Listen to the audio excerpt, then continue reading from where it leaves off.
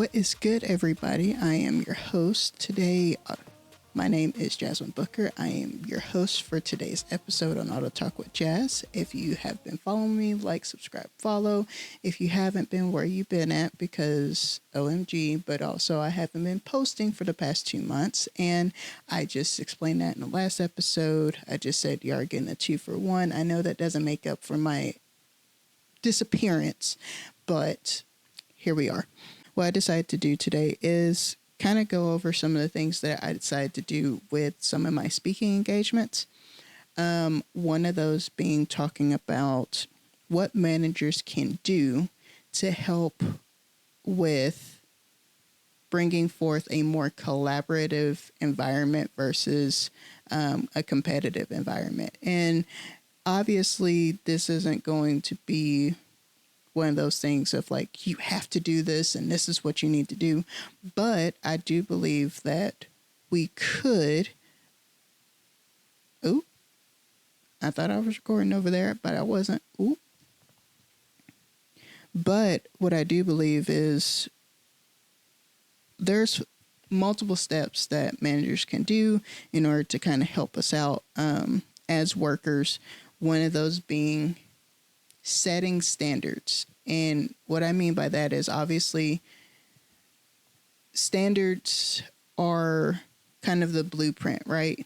It doesn't exactly mean that everything's going to go perfect, but we do look for managers to say, this is what you need to do, this is where you need to be at, and this is how we're going to do this. And what I would love from managers is to tell us what standard that you're looking for, show us, and actually help us maintain it. Because what ends up happening with a lot of these situations is managers come in, they say, I want this, and this is how you need to be. And they do not help with maintaining that standard. And so what happens is then technicians or your workers then stop respecting you because they're like, well, you're not even maintaining the standards. You're not wanting us to maintain the standards because you said this and now you're doing this, or you're doing this, or you said this and now everybody, that person's not doing it. So why are you making me do it when that person's not doing it? So maintaining that standard across the board, including yourself, helps. And another way that they can do that is also getting rid of their bias. A lot of times managers bring in people from other places, or they bring in their top choices for who they are going to take care of. And a lot of times it's, oh, I want you to follow this standard, but this person doesn't have to maintain this standard because I know them. Or this person, this person got moved up, and next thing you know, their best friend now gets moved up into the position they were previously. And it's like, oh, well, that's my best friend. Y'all need to pay attention to him. And that's not the right thing that managers need to be doing, especially whenever they're trying to maintain that standard.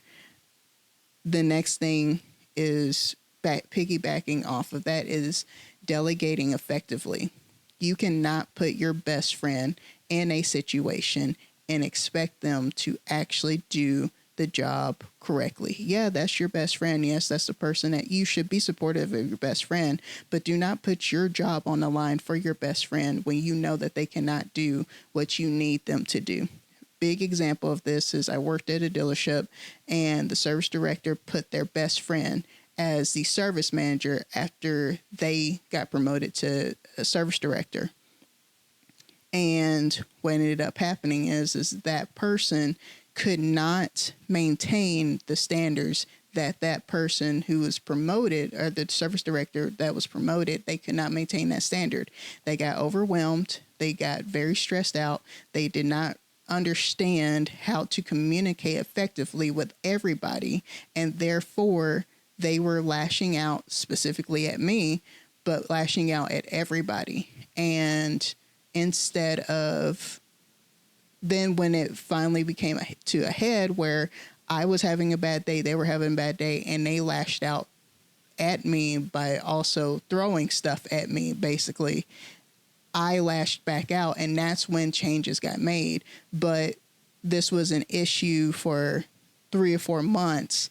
Instead of them actually seeing that their best friend could not handle it, it got to the point where it almost got really physical, that changes were made, and that shouldn't have happened. That definitely, I shouldn't have lashed out, but I definitely should not have been put in that position because someone was trying to help their best friend go to a higher place because they weren't prepared for it. That's not something that should happen.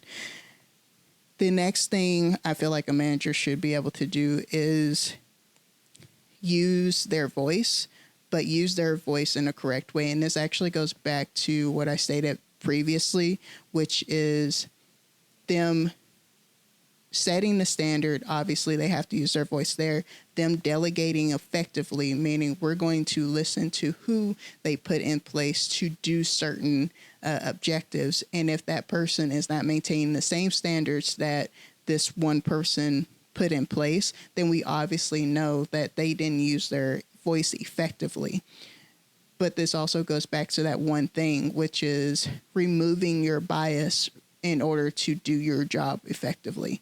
And what usually ends up happening is they're doing their job, the other person is doing their job, but we now have the issue of this one person that you put in place is not delegating effectively, and they're not actually using their powers. They're not using their position correctly and effectively, and now that is causing an issue for the technicians, for whomever.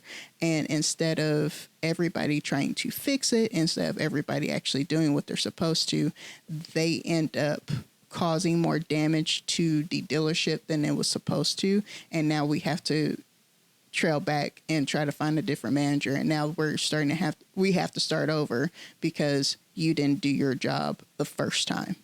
And that loses money, that loses confidence, that loses effective communication. There's so many things that snowballs because of this one mistake or this one decision that a person decided to have, and not doing it effectively. And obviously people are human and you have to take that chance. But a lot of times you have that intuition of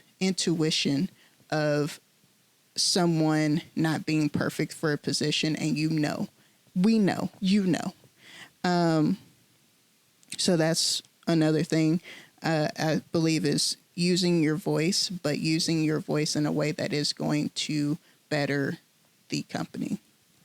Next thing is building a better organizational environment. Now, this is just on the as on the managers as it is on the employees. But since this is not about the employees, this is about the managers.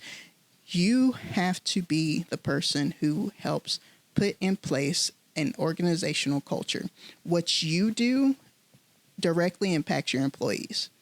That means when you decide to be messy and you decide to have these off the wall conversations, you decide to be a part of the gossip, you decide to show up drunk to work, you decide to show up high to work, you decide to complain to your workers about how bad the higher ups are not making the effective decisions, how you feel like they're not. Whenever you do these type of things, are you, can you have those type of conversations respectfully? Some of them, yes. Not the gossiping, not the showing up drunk, not showing up late, not those. But you can have a conversation of like, listen, I am unable to make this decision because of this, and this. And you can be honest from that standpoint. A lot of workers actually appreciate your honesty, even if you're trying to go to bat for them and you see that you're not able to make that decision. It does help with that, but don't gossip. Don't be like, oh, this girl over here, she's sleeping with so-and-so. And, don't do all that. Don't be doing all that. That's disrespectful. That's irresponsible. That makes you look just as bad as the workers that you're communicating with. And this ain't home. This ain't school. This is not elementary. You should be setting those standards of we need to respect everybody. And if you got people who are sleeping around like that, then y'all really need to start having those conversations of this is workplace. This is not your home. This is not a social gathering. You need to not be doing that, especially here. And the last thing that I would say is listen to change.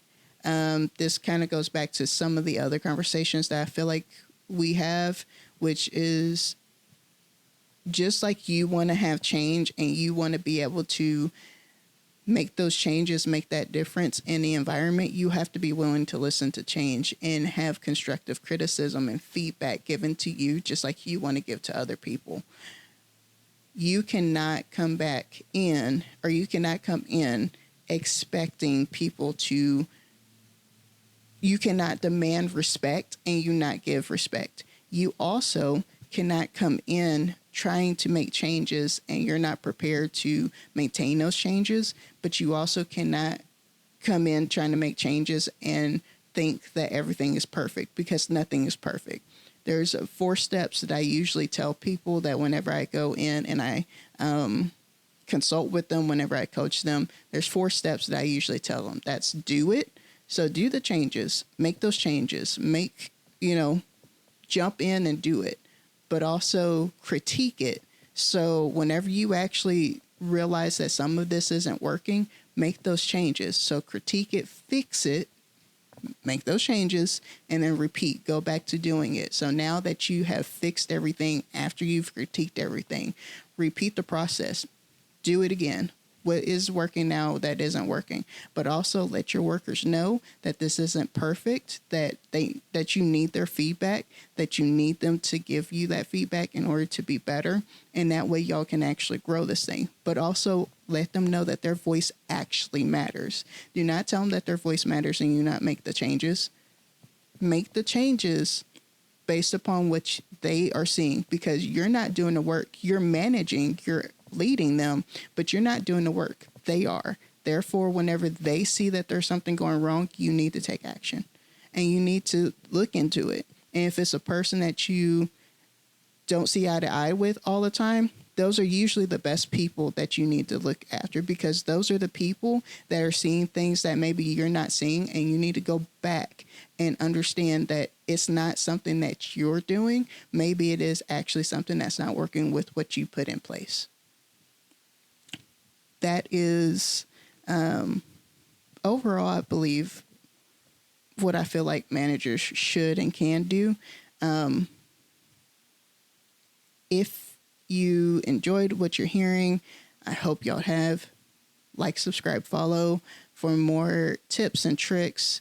I feel like this can be put into play for any and everybody, but this is something that I have been wanting to talk about. I just have been trying to get back into the swing of things. If you heard about my last episode, this is kind of what I've been doing. And if you have any questions, definitely reach out. Or if you have any repair facilities that you think might need someone to come in and be that third party communicator, I would love to help them out. So definitely send my information out. I would love to also hear some of your thoughts, some of your stories about how maybe managers did make the changes that the employees made, or maybe they didn't. And I would love to hear those stories and maybe do a story time of what other people are sharing with me about some of the goods and bads of it. So, but like I said, like, subscribe, follow. I will see y'all later. Bye. Peace.